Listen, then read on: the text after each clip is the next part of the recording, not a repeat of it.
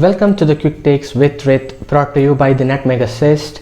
First, I'll go on to the Premier League. So the top four race first, which is heating up a lot. Chelsea's loss to Sheffield United this past week has ignited a new race.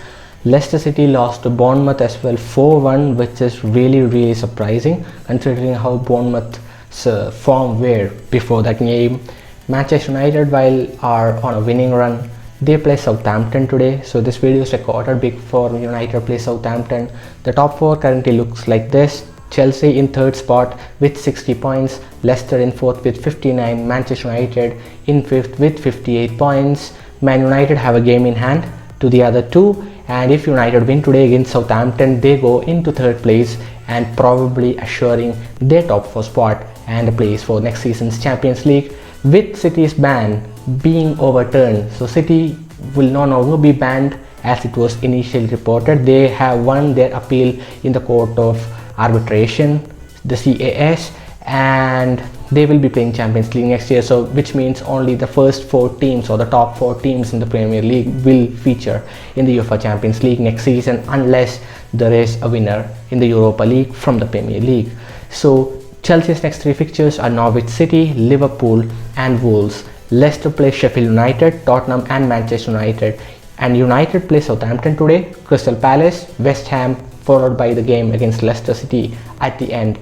The toughest fixture probably is for Leicester City, who have three crunch fixtures. For Chelsea, Norwich might be winnable as they've already got relegated. Liverpool's going to be a tough ask at Anfield, so will Wolves be on the final day of the season. As for Manchester United, Crystal Palace are probably having a zigzag form, and it pretty much looks like, based on their form, they're gonna get 3 points in that game. West Ham has become tough recently because they're in the relegation battle.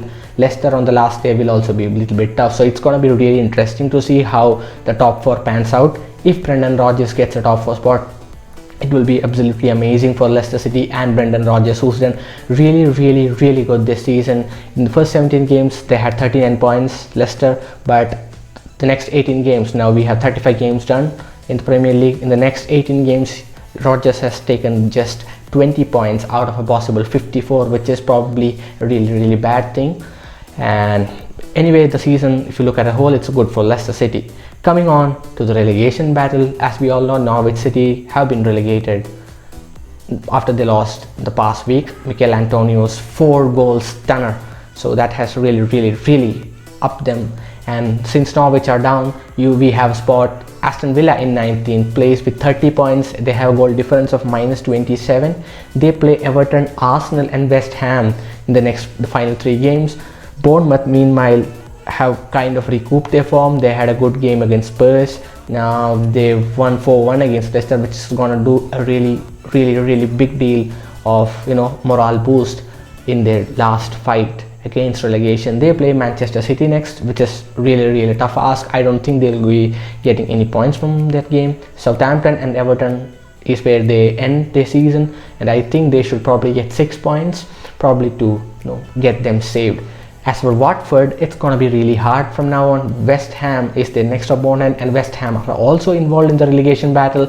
A loss or a draw might impact the relegation battle severely. So Watford play West Ham next, followed by Manchester City. Again, a very hard game. They end the season at Arsenal as well. West Ham have also 34 points, but they have a better goal difference than Watford. Watford have -21, while West Ham have -15. West Ham play Watford, like I said, next. That's a big game. They go to United then and end the season against Aston Villa, so it's going to be crucial the next 3 games. As for Brighton, they might be safe, they might not be safe. It's going to take a lot of weird results going against them for Brighton to be relegated. Now they play Southampton, Newcastle and Burnley in the next 3 games, which I think they'll definitely take 3 or 4 points probably, judging by their form, and they should be ideally safe. But Aston Villa, Bournemouth are pretty much favorites to go down now, especially Bournemouth considering the fixtures they have. Watford have tough fixtures as well, and Watford being relegated should not be taken out of the picture. So that's it with the Premier League.